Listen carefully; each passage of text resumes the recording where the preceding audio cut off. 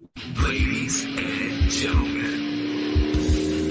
What you gonna do, brother? oh yeah! Woo! What? What? If you smell what the rock,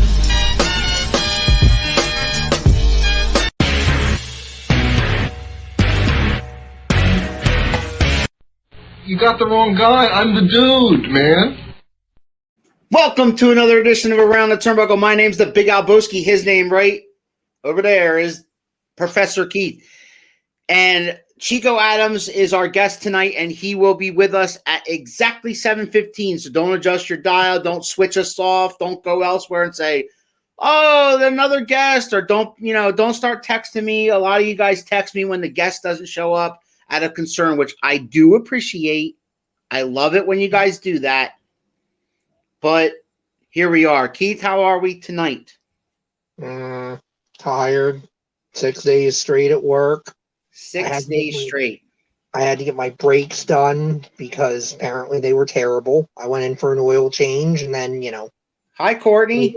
Hi, Courtney. They're like, oh, yeah, and your brakes are not quite metal on metal, but it's getting close. So, you could do it today or you could not do it, but then you need to come back fairly soon. I'm like, just do it today. Just do it. It's going to be painful now. Hello, Mr. Johnston. Yeah. So in case you're just joining us, welcome to Around the Turnbuckle. It is Monday night, not our normal night, Keith. We are going to be out of here before Monday Night Raw, I guarantee. So if anybody's worried about that, don't. Chico Adams will be with us at exactly. Chico Adams will be with us at exactly 7:15. So don't adjust your sets. Don't go anywhere. He will be with us very, very soon. He just texted me. He said he will be home in 5 minutes. And again, we're jumping the gun here just because I wanted to come on here because we got a lot of things going on with 2M1L Media.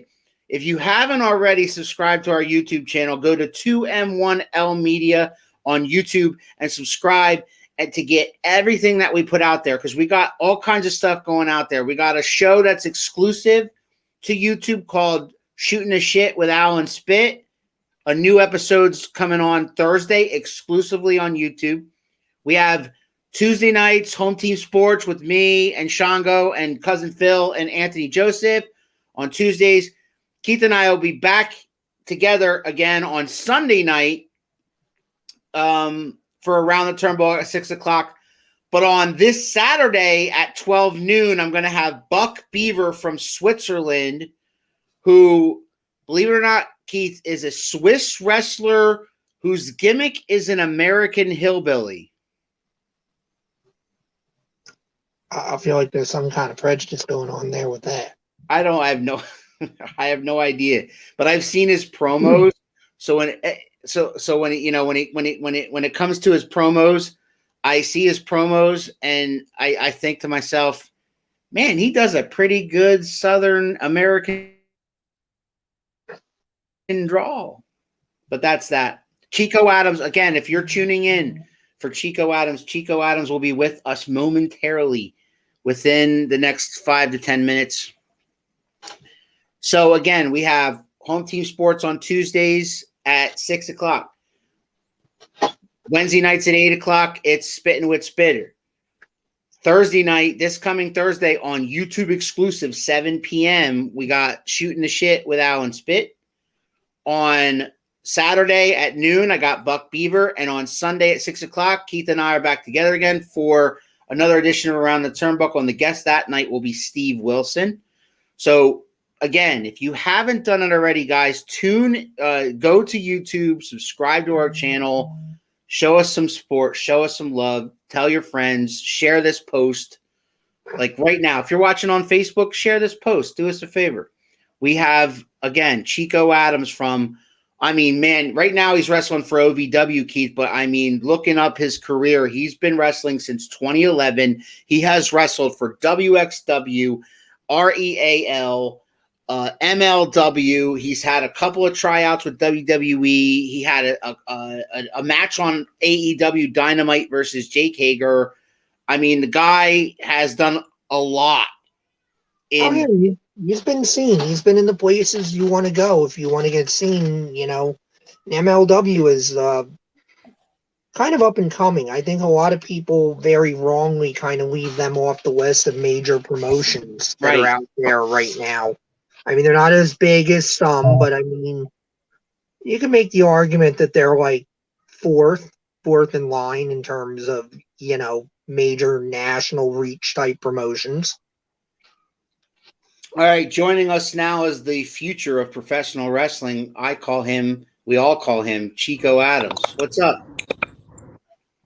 I'm living the dream. How about yourself? Whose dream are you living, my friend? Because right now it's crazy. So, right now, man, I was looking over. You've been wrestling since 2011, right? That's correct. Absolutely. And man, I was looking at your list of not only places that you've wrestled, but also your championships are starting to stockpile. Okay, I don't want to go through them all. I don't want to embarrass you, but I mean, we're going to start at the beginning. Once upon a time, you were a fan like us, and you fell in love with professional wrestling. Can you tell us about that? Yes. So my earliest memory was when I was 3 years old. My dad had a cabinet full of VHS tapes for some of those younger fans out there who might not know what VHS is. Before I know what it is, bud. I know. My dad had a VHS tape of WrestleMania 3. Nice. No, sorry, WrestleMania 5 actually. Okay. And the main event was Macho Man versus Hulk Hogan. So I asked my dad, what is this? And he said, it's wrestling. I don't know if you're gonna like it, but he's like, you can watch it if you want. So I remember putting it in the VCR, and I remember watching Hulk Hogan versus the Macho Man, Randy Savage, and just being hooked right away, seeing these two larger-than-life icons, these superstars, battling it out. So that was my earliest memory. But the person who got me to be really hooked on professional wrestling was Stone Cold Steve Austin. Right. I was in the fourth grade, and all my friends in school were talking about Stone Cold Steve Austin. Everywhere you went, you see Austin 316 T-shirts. He was on the cover of. That's what really got me, synced into professional wrestling. That's when I really got bit by the wrestling bug, and then ever since late 1998, I just got bit by the wrestling bug and never looked back. So it says that you were trained by guys such as Dory Funk Jr., the Wild Samoans. Can you tell us about getting involved with those guys, and when did you start training? My earliest training was actually in April of 2007. I did a 3-day wrestling camp at the WWA4 Pro Wrestling School in Atlanta, Georgia. And then I went to college. A week after I graduated college, I moved to Ocala, Florida, to begin training with Dory Funk Jr. Dory's a legend, he's a NWA World Heavyweight Champion.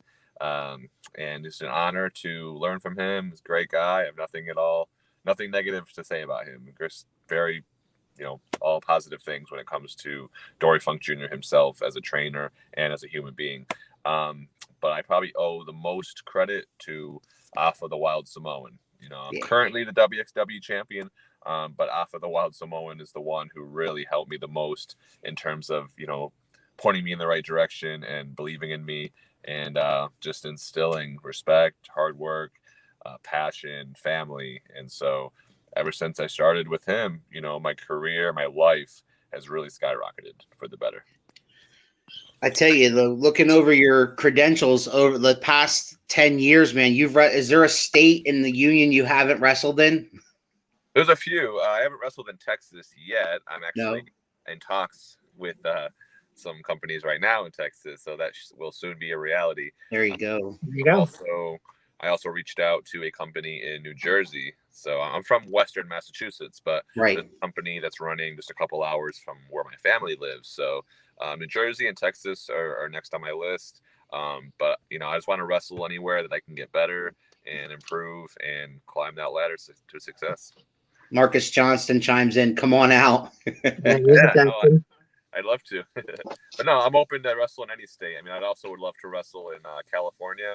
I've been there once, just on vacation. But my bucket list is huge. I have so many goals and so many things that I want to do and accomplish. In your early years, you did a lot of tag team wrestling. Do you prefer that over singles? I mean, to be honest, I've done singles and tag my whole career. I never did primarily tag in my early career. But I just like to wrestle. I like being in the ring, whether it's singles, tag, triple threat, 6-man, regardless. If I had a preference, I'd probably prefer singles. But again, I'm happy just being in the ring, especially when I'm in there with someone who can push me to my true limits and someone that I can learn from and really have a great match and give the fans what they paid to see.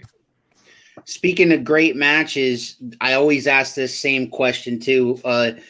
Is there a match that sticks out in your mind over the past 10 years that you're like, when you went back behind the curtain, you're like, we really gave them their money's worth, that you had a good chemistry with your opponent? There's quite a few. Probably the one that would stand out the most would be the first time I ever wrestled Gangrel. Simply because Gangrel was someone, when I started watching wrestling full time in fall of 1998, there was a lot of characters that really captivated me. I drew a lot of, I got really enamored with guys like Kane because I grew up watching horror movies, so like Freddy Krueger and Jason and Freddy. So I loved Kane right away because of the mask, but also Gangrel because he was, the vampire character spitting. Oh yeah, I loved it. So yeah. So in early 2017, it was announced that I was going to wrestle Gangrel WrestleMania week in Orlando, Florida at Guilt nightclub. So me and my buddy got together. We filmed a really good promo and in the graveyard just to really set the tone. And he loved the promo too. So being in the ring, I remember I'm in the ring and the match was at a Guilt nightclub, it was at a nightclub called Guilt, and it was really dark and gritty in there. And I remember his music hits, and he has like two different songs that he usually uses. He has like the old school WWE theme song that he had. Right. He also has a hip hop version of it, but he actually came out to his old school theme, and he's spitting the blood. And like for a moment, it almost took me back to when I was a little kid watching him on TV, hearing the music, seeing him spit the blood. And here I am now. He's just a few feet away from me, and I felt like I really came full circle. And then, then the bell rang, and it's like, okay, it's on. So we had really good chemistry. And another thing that really made it special was Jesus Rodriguez, also known as WWE's Ricardo Rodriguez. He's someone who had a big part in my training and helping me get better. He was actually there just watching the show, and he wrote to me afterwards, and he was like, that was probably the best match. That's awesome. Yeah, he loved it. So yeah, we had good chemistry, and I wrestled him so many times since then, but it was just very special for many reasons. So that's the one that really sticks out if I had to really pick one. But I also have quite a few. I've done 2 matches with WWE, plus I've done Underground, I've done AEW, Dynamite, MLW. So I've had a lot of special matches, but yeah, if I had to pick one in the indies, it was definitely the one with Gangrel. Is AEW or WWE, has that always been the ultimate goal? Well, AEW has only been around for a few years. So like being a little kid growing up, AEW didn't exist. So WWE's always been my ultimate goal, my ultimate dream.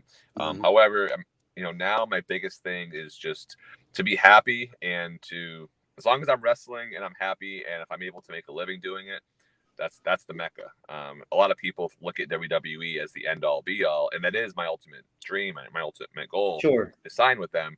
But also the wrestling business has changed a lot. There's so many more places to wrestle now. There's so many more places to make a living. But before it was like WWE was like considered the only place to really make a good living. But now there's so many other places. There's Ring of Honor, there's Impact, there's of course AEW, etc. So my thing is, if I'm making a living and I'm happy and I'm doing what I love, that's it. But my ultimate dream is, of course, WWE. Has the pandemic slowed down, as far as getting booked goes? If anything, it's actually increased. Well, living in Orlando, I've been very fortunate to have done a lot of extra work with WWE. I've actually done more extra work since the pandemic than I ever have in my life. Nice. But in terms of indies, of course, less places are running. Right. So yeah, I'm not wrestling as much, but I'm still wrestling a lot. Just a few weeks ago, I went to Louisville, Kentucky, and wrestled for OVW for the first time. Right. So Yeah. in a way, it's actually, caused me to branch out even more than I was and look at other places to wrestle, look at new places, new people to wrestle. So I saw that match. I saw that promo you cut. oh, So thanks. Chico Adams is a heel. He's a jerk. Am I wrong? I'm whatever you want me to be, actually. No, Most of the time, Chico Adams is a heel. I think. Most of the time I'm considered what many would be a bad guy, but really I'm me. Some people love me, some people hate me. At the end of the day, I'm going to give you everything I have and then some. Right. Yeah, and some of the stuff I saw looking at you, I saw like a Gorgeous George kind of vibe a little bit to it, a little bit of that, like, that confidence bordering on cocky, bordering on conceited. Your facials are good. You're not in your face as a chicken shit heel. You're kind of take me as I am, but there's just enough of that dial turn to like you're probably not gonna like what you see. Exactly. Me personally, growing up, I always loved cheering for the bad guys. Like even not just I still do in movies too. Like I always loved, Darth Vader. I always loved the villain. And so for whatever reason, I think to me, it's always been more fun to play the bad guy. And so, for me, it's always been just, a lot of people say it's easier to have someone hate you than like you. But for me, I like it better because it's more fun for me. But again, I just like to wrestle. I like stepping through the curtain, whether I'm the proverbial good guy or bad guy. Again, I'm me. So there's this guy, JT Funk, that's yelling Chico. Yeah, JT Funk. We did WWE extra work together a couple of years ago up north. So we did a 3-day loop. So yeah, JT's the man. JT Funk is the gift that keeps on giving. Keith and I were privileged to see him wrestle live for CCW in Pennsylvania, and we met him. And anytime that I'm looking for professional wrestlers to interview, he sends me about like 6 or 8 at a time. That's awesome. Yeah, yeah. One of the real good guys of the business. I love that kid, and I really think he's got something. And I mean, he can go as far as he wants to go. Absolutely, he's young, he's talented, he's charismatic. The drop kick is phenomenal. Absolutely.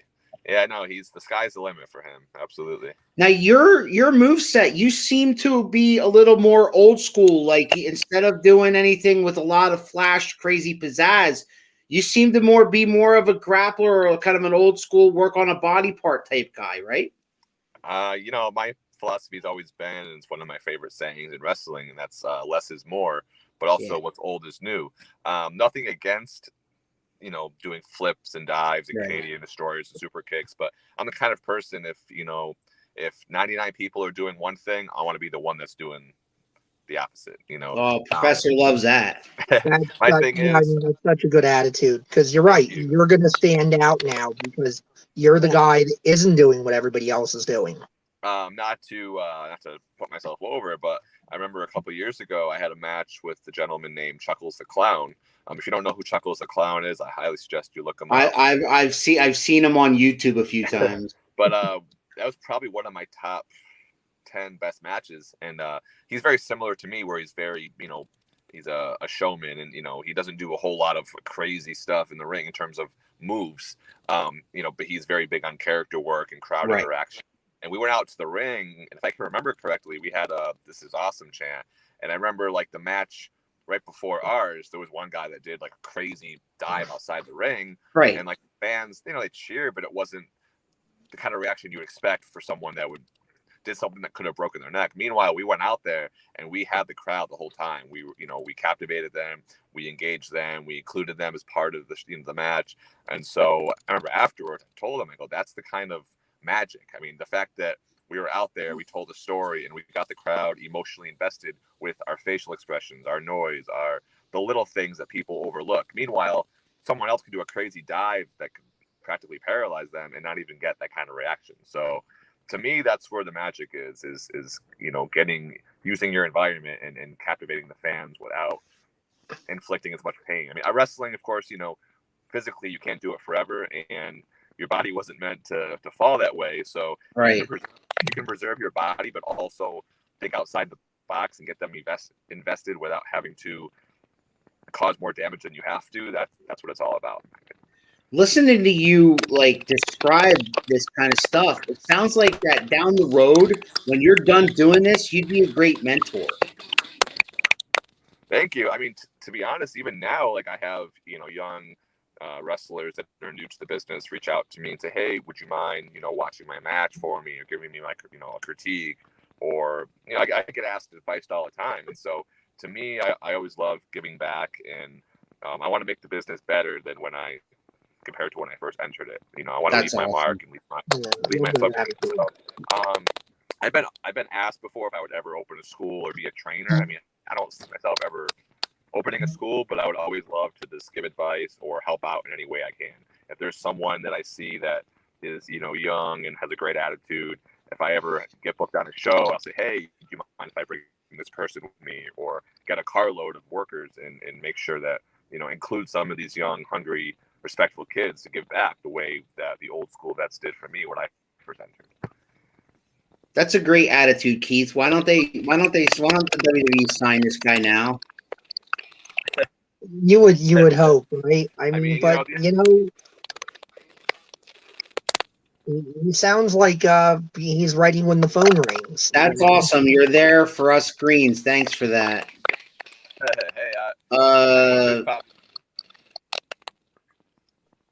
Your promos are very different and animated. Any inspiration behind your promos?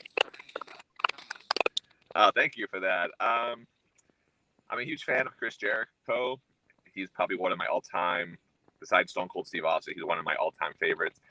A big person I'm a fan of in terms of their promo style was Jake Roberts, because he never did a lot of yelling. If anything, he'd always talk in like a very low, like a loud whisper, if anything, which made you, it brought you in even more. Like you have guys like the Ultimate Warrior that would scream and holler and yell, which was cool, but then you have Jake Roberts who did the opposite. But if anything, it's like the sound of silence, so to speak, it made you pay attention to what he's saying even more. I mean, if somebody's yelling, of course you're going to pay attention, but you might not be listening to their words per se. It's more, that style. But for me, I've always liked to, do not as much yelling, but also concentrate on my wording and my pacing and things like that. Also, I like being creative. I like being different. I like standing out. I like movies. So like sometimes I'll do like movie themed promos. Like my buddy's really good at editing, so and I'm a huge Fast and Furious fan. So we did a promo where he made my car blow up. Not really, but that's what we did. Right. And so Chico's things like that. JT Funk says Chico's facials during promos are phenomenal. They are. I've seen some of your promos and your facials. I've always.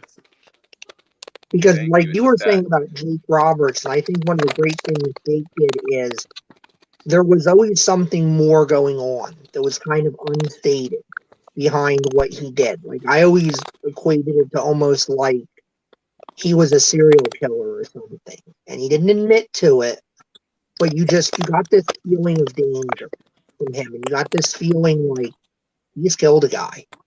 He knows what it's like to take someone's life. And they just don't talk about it. And he doesn't talk about it. Like, that's something I wish more people would pick up on and emulate. Not that you have to be that exact same way, but it's just having that there's more going on that I'm not saying. There's something that I'm not saying, but you're picking up on it as an element of danger or something like that. Absolutely. It's that air of mystery. It's like, sometimes what you don't know scares you more than what you do know. So I definitely agree with that, 100%. All right. So what's next? What's next for Chico Adams? There's certain things I can't say. Well, no, there's certain things that I am confirmed for that I can't say for sure just yet. But just, stay tuned, pay attention, and I appreciate everyone who's supporting me. My next show, though, will be this Saturday, WXW in Mineola, Florida. I'm the WXW champion. I'll be defending it, I believe, against the Diamond Kid, but I don't know if that's confirmed yet. Besides that, I'm just trying to branch out and wrestle in as many different states as possible, many different people as possible. Just climbing that ladder, and if and when the day comes that I get a WWE tryout, I'm going to do everything I can to be fully prepared. In the meantime, I've been training 3 days a week with TJ Wilson, which I'm truly honored for. I've been learning a lot. Probably in the best shape now that I've ever been. I've dropped down to, I'm in the 190s range now. Like when I first moved to Florida 10 years ago, I was like in the 220s range. So, and usually I hover around 200, 210. So I've dropped weight in a good way. I'm leaner now that I've been. My cardio's better. I feel more prepared than ever. So just getting ready for if and when that day comes. But in my mind, I will be where I want to be, and that's on top. What advice would you give somebody like Marcus Johnson, who was on here earlier, that said that's awesome that you look out for us greens? What advice would you give somebody like him who's been in the business for like a year or two? First and foremost, not that I don't know this person personally, so I'm sure he is, but be respectful to everyone always, no matter what, because you never know who's who, and you never know who can get you that opportunity. Some of the biggest opportunities I've received on the biggest stages have come from someone that I knew, and in terms of them saying, hey, you've always been really respectful, you've always been a good person, I want to do this for you, I want to help you get to that next level. So again, you never know who's who. Even if you don't know someone, just treat everyone with respect, no matter what.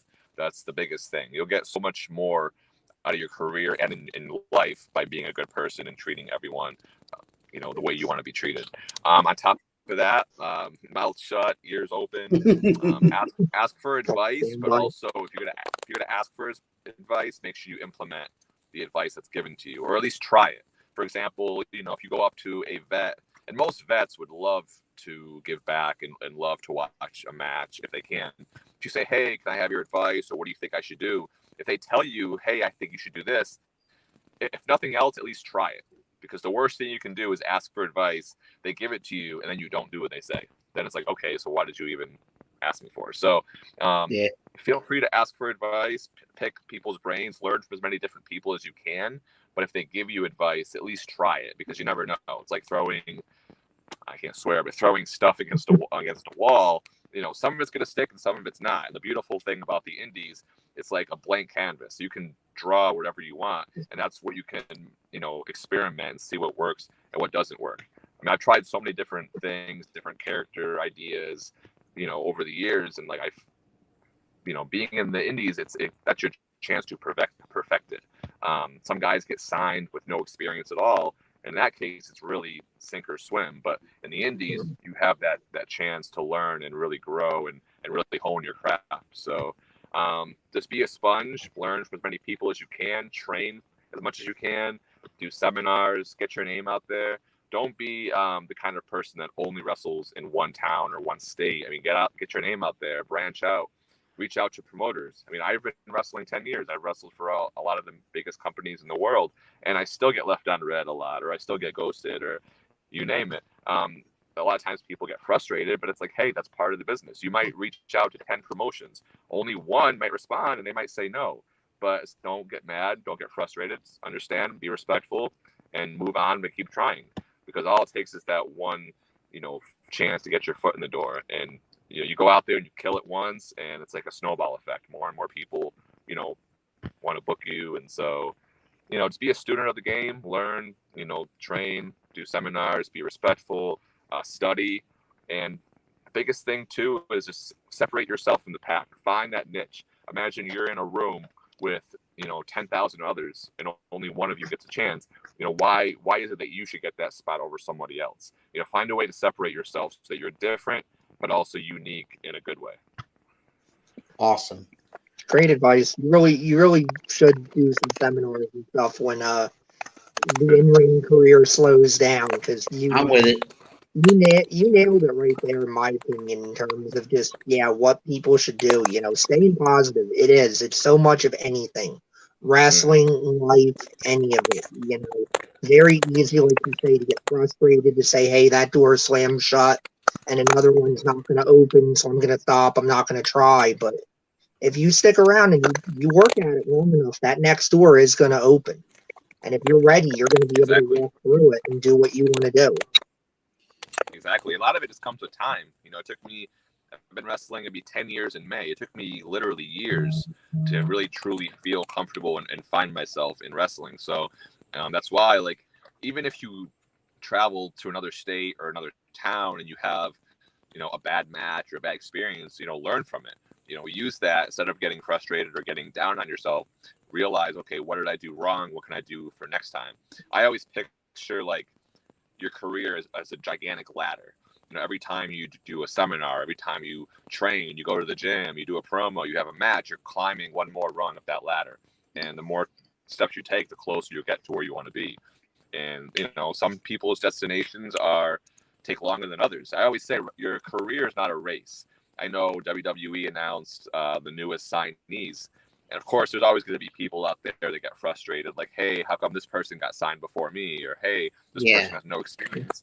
I always say your career is not a race. Some people get signed right away. Sometimes people get signed after 20 years. It doesn't mean this person is necessarily better. Always concentrate on yourself. The worst thing you can do is to compare yourself to other people. Some people get signed because of their look or their social media presence, or maybe they're related to someone. It doesn't mean that they're necessarily better than you. Concentrate on yourself, because, again, it's not a race and it's not a competition in terms of how fast someone gets signed. Because just because someone gets signed before you doesn't mean they're going to have a better career than you. And it's funny, because before I started wrestling, I always envisioned myself getting signed right away.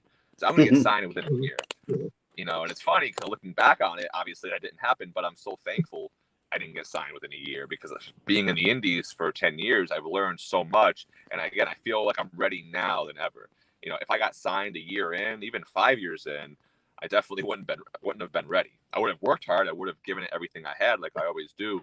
But I'm definitely at more of an advantage if I were to get signed now versus then. So use this time in the indies to really hone your craft, perfect who you are, gain experience, in the ring, in front of the camera, and just also use that platform to be a good person. Like, I've been able to do a lot of amazing things, like, volunteering for Make-A-Wish and doing anti-bullying presentations, and using that platform for good and to give back and inspire others. So it's what you make of it, really. That's awesome, man. So listen, we ask this question of all of our guests. You have wrestled guys like Gangrel, and you did AEW. I saw you were against Jake Hager on Dynamite. But if there's a wrestler out there that you've never wrestled before, and you could book yourself against him right now, right here, right now, who would that be and why? That you've never wrestled before. I'm going to name two people. One of them, I know, they say never, but I know it will likely never happen. That's Stone Cold Steve Austin, just because, he retired in 2003 due to his neck. And even though there's been rumors of him coming back, even though, he's made it clear he's not coming back. But he's the one that really made me fall in love with it. And I mean, I probably, who's to say I wouldn't have eventually fell in love with it if not for him, but he's the one that really captivated me the most and really inspired me to do it. So I would say him, but I would say now, realistically, it would have to be Chris Jericho, because in terms of, the overall total package, Chris Jericho has always been a huge inspiration of mine, because like me, he's 5'10", 5'11", and he always made up for it with his charisma, his showmanship. He always found ways to stand out. And in terms of overall in-ring competitor and just overall superstar, Chris Jericho is probably one of my biggest inspirations. So Chris Jericho versus Chico Adams would be my personal that could happen, man. That could happen. Oh yeah, absolutely. Never. I mean, I would be honored to be in the ring with Chris Jericho. So how much do you pay attention to the current WWE product, AEW product? I don't necessarily watch every single episode every single week just because, Mhm. pursuing this myself, plus, I actually have a 9 to 5 job as well to pay the Mhm. bills. So between that and traveling and wrestling, I don't get a chance to watch every episode, but I do keep tabs on it. I'll read the results. I'll watch as much of it as I can. And so just so I can keep up to date. And, I do my best to watch what I can. It's just, with my schedule, it's I can't watch everything, but I do keep tabs on it and I do stay up to date with what's going on. What do you think of the current product, especially with the fact that they use things like the Thunderdome and they don't have fans? It's kind of a different feel, right? Absolutely. I mean, people don't realize how much different it is wrestling in front of no fans or no live fans, rather. I mean, it's like night and day. It's so much.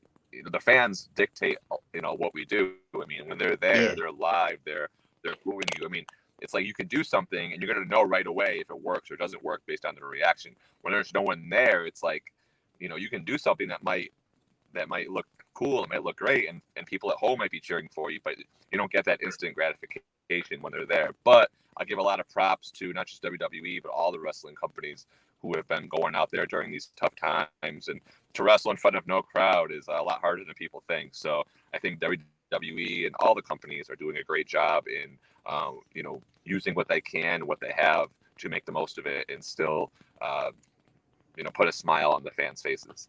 So. Keith, you got one more. I have one last question, but Keith, you got one more question before that? Yeah, I mean, I just wanted to ask, because I mean, piggybacking off not having the fans there, I think a lot of people don't understand also how much that reaction dictates your match. It tells you if what you're doing is working or not. And I mean, I've got to feel like that's some added pressure, maybe something to make you a little self-conscious if you have to go out there and the building's empty. I mean, are you getting that feeling you think, and you get in your head a little bit and you go, man, I think this looks good. I think this is working. Without that feedback, how do I know? And does that change your approach at all? Or do you kind of just go, I got to do what I got to do and I got to do what I believe works? I mean, at the end of the day, the most important thing is to, to be safe and, just put on the best match you can, because even though they're not there necessarily live, they're still going to be home watching it or watching it online. And so, it's funny because being in the indies, we've all done matches before where there's hardly any fans there. So people often make that joke of, oh, I've wrestled in front of no people before. But if anything, you have to try harder, because even if there are just a couple of fans there or a handful of fans there, it's a lot of times it's a chain reaction. We have an arena or a venue full of fans. A lot of times they feed off each other. So even if you do one thing and one person's cheering, other people might cheer because they hear them cheering and so on. So when there's no fans there, it definitely is a lot more difficult. And you'd have to really clean up your in-ring style. I mean, you really have to, you're more scrutinized when there's no fans there. If you do a move, you do a strike, you do anything, there's more focus on that. If you notice when you're watching like WWE, like before, they would always pan to the audience and pan to the fans. Now, it's obviously far more focus is on the in-ring style. And so you really have to make sure all your stuff's on point, which, if anything, it motivates everyone to really be on their A game and be on their toes, which for me actually improves the product overall. So I think when they do go back to having live fans there, I think you're going to see a big improvement because the in-ring style has been stepped up because it has to be. Yeah, they're talking about WrestleMania being that crossover where they finally do have fans, because the Super Bowl had fans at that same stadium this past, earlier February, I should say. It's March 1st. That's as a fan, I could just imagine you guys as wrestlers, as a fan. That's the thing I miss the most is crowd reaction. Is when they start a chant going because you guys are doing something right or wrong, or just to try to be part of the show, or like you said, when they pan to the crowd, when the crowd's getting on somebody's case or something like that. Like that's the part of wrestling I miss the most. Mm-hmm. Yeah, absolutely. I mean, the fans are just as much part of the show, if not more, than a lot of times in the actual, in-ring matches, like you look at times where the fans have, hijacked, so to speak, a show or Yeah. started a certain chant. I mean, the fans are the ones, like a lot of times fans may not realize it, but their voices are heard. If they don't like something, they'll let you know. If they do want something, again, they'll let you know. And so a lot of times their voices are a big reason why we do what we do. So I know I for one can't wait for fans to come back. But in the meantime, I'm definitely enjoying WWE and other companies thinking outside the box to still give the fans what they want, even though they're not there physically. Before I ask you one more question, I want to, on behalf of Around the Turnbuckle, thank you for coming on tonight. I definitely enjoyed everything you had to say, because you really are a student of the game, continue to be a student of the game, and are passing that knowledge on to the guys as you come across, and that attitude's amazing. Keith and I wish you the best of luck no matter where you go or end up. I mean, it would be great to see you on Impact or AEW or maybe I'm hoping for that Jericho match for myself. Man, yeah, from what I've seen, follow this guy on Instagram, on Twitter. He's at the Chico Adams on YouTube. Look up Chico Adams on YouTube, and you find a whole bunch of his matches, including that AEW match with Jake Hager and his aforementioned match with Gangrel. So yeah, man, check the guy out. He's awesome, something to behold, and he definitely has a future. No matter where you want to go, I think it's going to happen for you. That being said, my last question, and I've been ending me and Keith's interviews with the same question: is there anything that you want to ask us? Yes, actually. So today is the birthday of someone close to me and my family who recently passed away.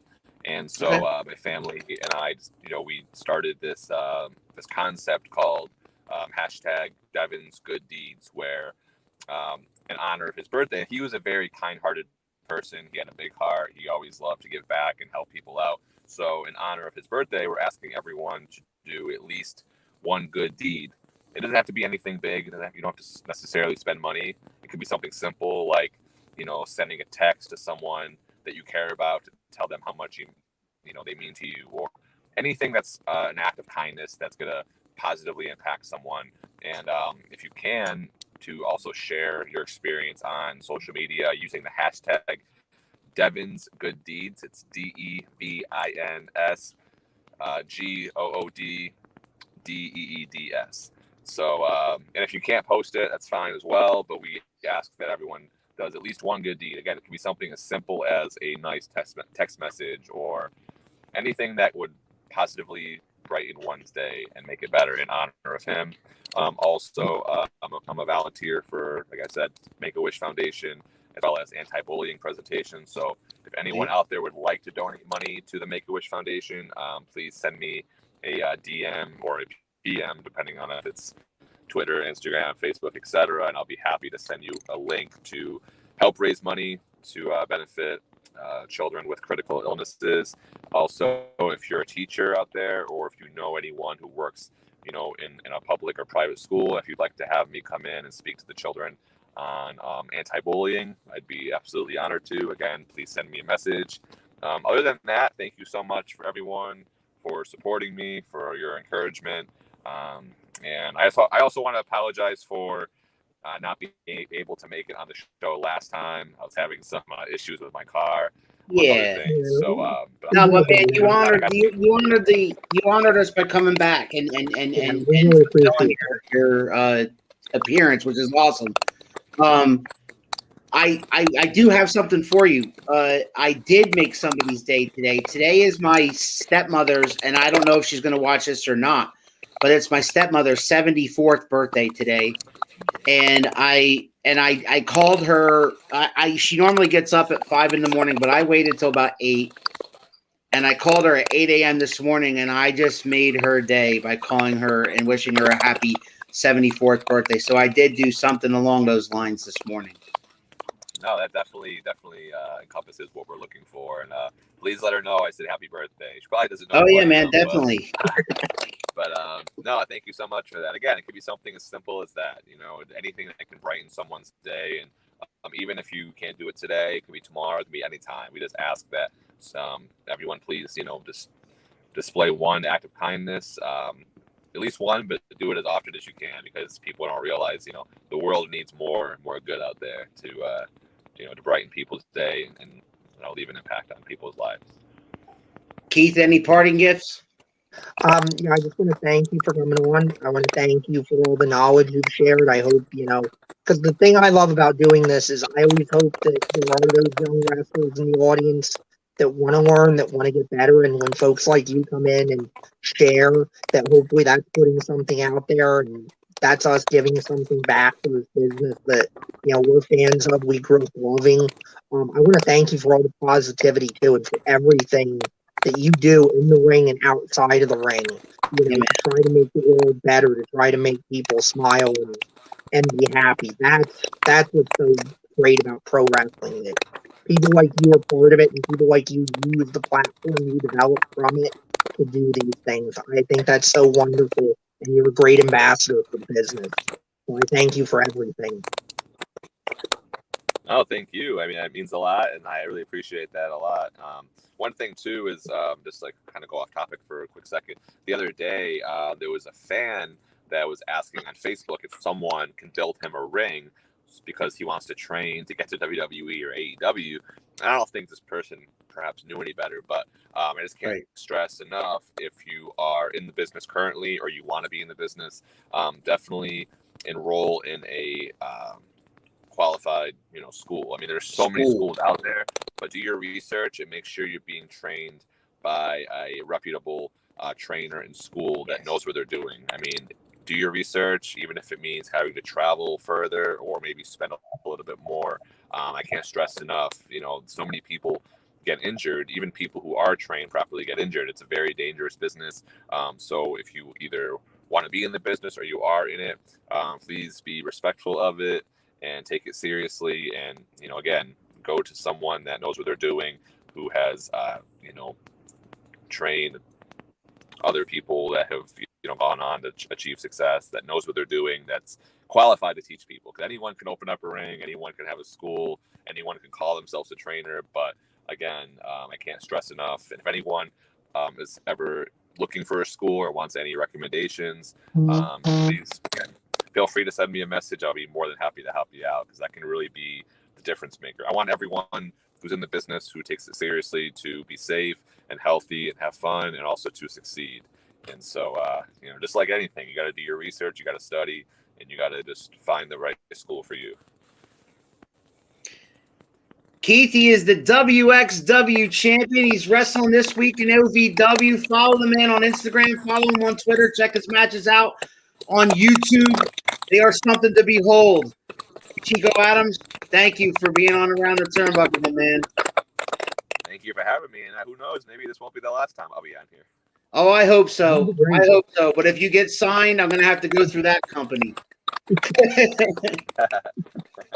All right, man. Be safe.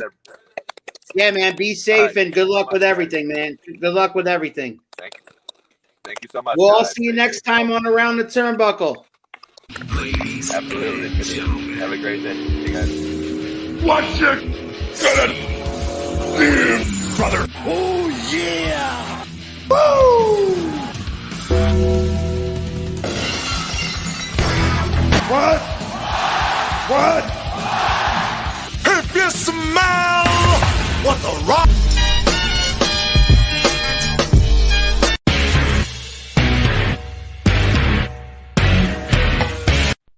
You got the wrong guy. I'm the dude,